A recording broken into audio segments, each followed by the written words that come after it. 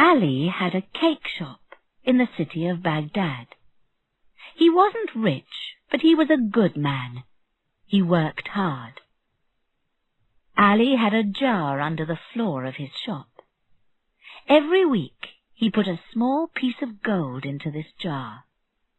This money was for him when he was old and ill. When Ali was 50 years old, he took out the jar. There were more than 1,000 gold pieces inside. "I have a lot of money now," he thought. "I would like to see the world before I die." So Ali sold his shop. But there was one problem: the jar of gold. He couldn't take it with him on the journey. Then he had an idea. He bought some olives and put them in the jar on top of the gold. Then Ali closed the jar and took it to his friend Hussein. Hussein also had a shop. "Please, can I leave this jar of olives with you?" he asked. "Of course, my friend," said Hussein. "Leave the jar of olives with me. Put it here in my shop." Ali was away for a long time. He went to Egypt and then Syria. One day when Ali was in Syria, Hussein's wife wanted some olives, but the shop in their street was shut. "There are some olives in my shop," said Hussein. "Do you remember? Ali left a jar of olives with me, but he never came back. Perhaps he's dead, so we can eat his olives." Hussein went to his shop and opened the jar of olives. But the olives at the top were very old and dry. He put his hand down into the jar and pulled out not an olive, but a piece of gold. Then he pulled out more pieces of gold. Hussein was very surprised. He thought for a long time. In the end, he took the olives out of the jar and threw them away. Then he took the gold out of the jar and put it under the floor of his shop. To his wife he said only, "We can't use those olives. They were too old and dry." Next he bought new olives. He put them in the jar and closed it. "Perhaps Ali will come back," he thought. "He gave me a jar of olives, so I'll give him back a jar of olives." Some weeks later, Ali came back to Baghdad after 7 years. He went to Hussein and asked for his jar of olives. "Olives?" said Hussein. "What olives?" "I left a jar of olives with you. You put it in your shop." "Oh, yes," said Hussein. "I'm sorry, I forgot. 7 years is a long time. Let's go to my shop, and I'll give it to you." When Ali saw the jar of olives, he felt very happy. "Thank you, my friend," said Ali. "Now I want to give you something." Ali put his hand in the jar and pulled out not gold pieces, but olives. He did this again and again. In the end he said, "Where's my gold? What happened to my gold?" "Gold? What gold?" asked Hussein. "I had some gold in this jar." "My friend, you left a jar of olives with me. You said nothing about a jar of gold." "There was gold in the jar under the olives," said Ali. "Please give it back to me." "I know nothing about any gold." answered Hussein. They talked about this for some time. Then Ali said, "Let's go to the judge. He'll help me, you'll see." Ali and Hussein went to the judge. The judge asked Ali, "Did anybody see the gold in the jar?" "No," answered Ali. "Did you tell anybody about the gold in the jar?"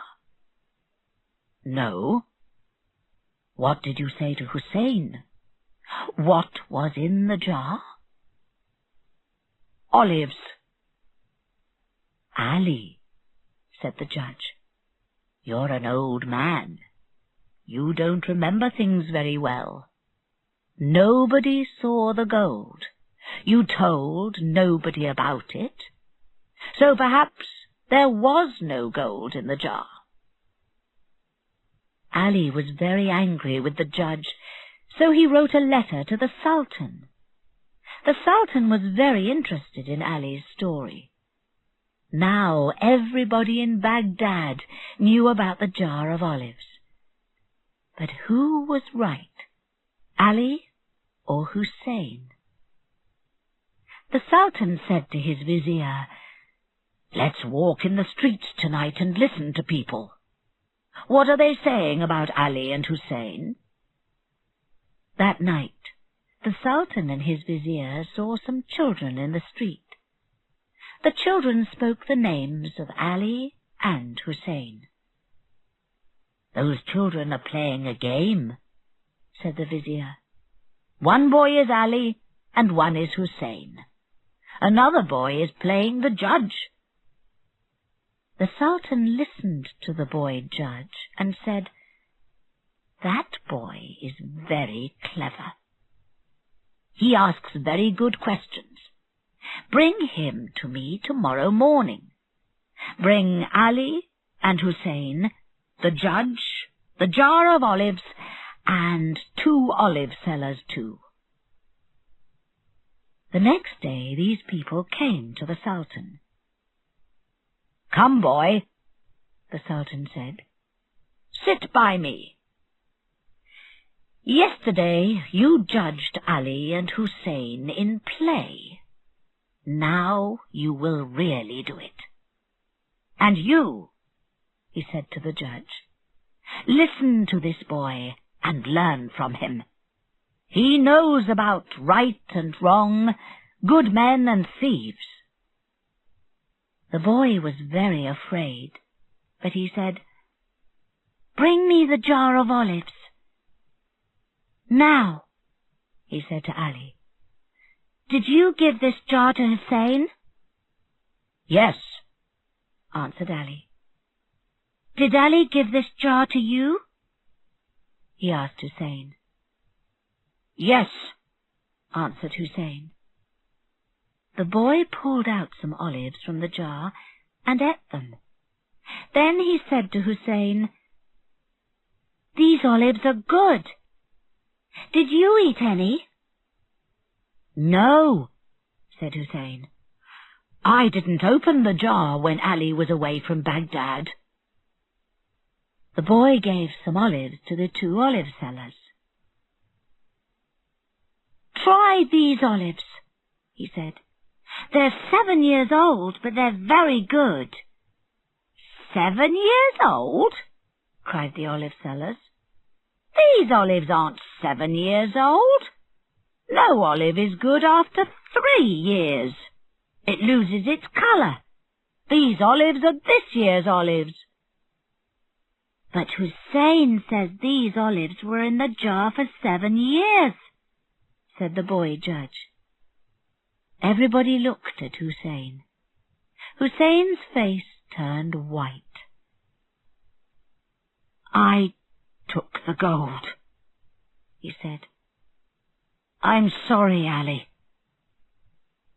So Hussein lost his good name. Ali had his gold again, but lost a friend.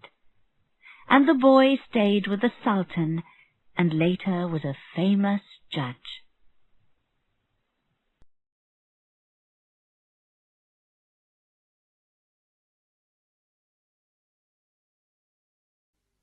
Bogle's family restaurant on 8th Avenue is not a famous place, but if you need a large, cheap meal, then Bogle's is the place for you. There are 12 tables in the room, 6 on each side. Bogle himself sits at the desk by the door and takes the money. There are also 2 waitresses and a voice. The voice comes from the kitchen. At the time of my story, one of the waitresses was called Aileen. She was tall, beautiful, and full of life. The name of the other waitress was Tildy. She was small, fat, and was not beautiful. Most of the people who came to eat at Bogle's were men, and they loved the beautiful Aileen. They were happy to wait a long time for their meals because they could look at her. Aileen knew how to hold a conversation with 12 people and work hard at the same time. And all the men wanted to take Aileen dancing or give her presents. One gave her a gold ring, and one gave her a little dog. And poor Tildy? In the busy, noisy restaurant, men's eyes did not follow Tildy. Nobody laughed and talked with her. Nobody asked her to go dancing, and nobody gave her presents. She was a good waitress, but when she stood by the tables, the men looked round her to see Aileen. But Tildy was happy to work with no thanks. She was happy to see the men with Aileen. She was happy to know that the men loved Aileen. She was Aileen's friend. But deep inside, she too wanted a man to love her. Tildy listened to all Aileen's stories. One day, Aileen came in with a black eye. A man hit her because she did not want to kiss him. How wonderful to have a black eye for love, Tildy thought. One of the men who came to Bogle's was a young man called Mr. Cedars. He was a small, thin man, and he worked in an office. He knew that Aileen was not interested in him, so he sat at one of Tildy's tables, said nothing, and ate his fish. One day, when Mr. Cedars came in for his meal, he drank too much beer. He finished his fish, got up, put his arm round Tildy, kissed her loudly, and walked out of the restaurant. For a few seconds, Tildy just stood there. Then Aileen said to her, "Why, Tildy, you bad girl. I must watch you. I don't want to lose my men to you." Suddenly, Tildy's world changed.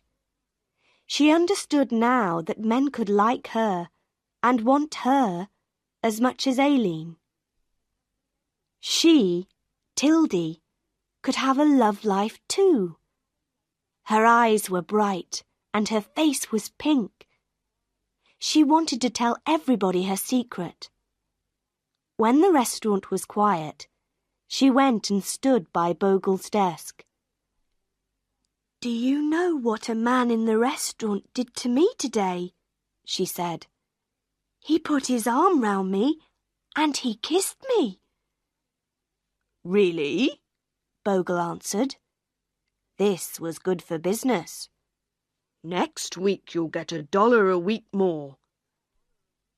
And when, in the evening, the restaurant was busy again, Tildy put down the food on the tables and said quietly, "Do you know what a man in the restaurant did to me today?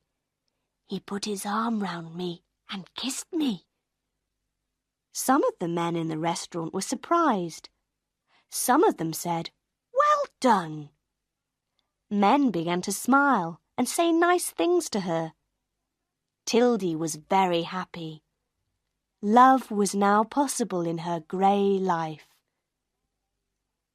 For 2 days, Mr. Cedars did not come again, and in that time, Tildy was a different woman.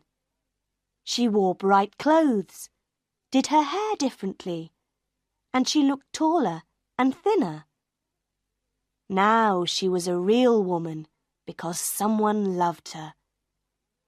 She felt excited and a little afraid. What would Mr. Cedars do the next time he came in? At 4 o'clock in the afternoon of the 3rd day, Mr. Cedars came in. There were no people at the tables, and Aileen and Tildy were working at the back of the restaurant.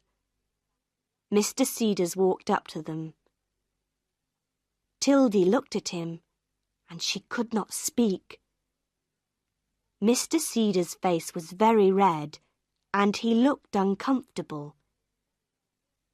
"Miss Tildy," he said, "I want to say that I'm sorry for what I did to you a few days ago. It was the drink, you see. I didn't know what I was doing. I'm very sorry." And Mr. Cedars left. But Tildy ran into the kitchen, and she began to cry. She could not stop crying. She was no longer beautiful. No man loved her. No man wanted her. The kiss meant nothing to Mr. Cedars. Tildy did not like him very much, but the kiss was important to her. And now there was nothing. But she still had her friend, and Aileen put her arm round Tildy. Aileen did not really understand, but she said, "Don't be unhappy, Tildy. That little Cedars has got a face like a dead potato. He's nothing. A real man never says sorry."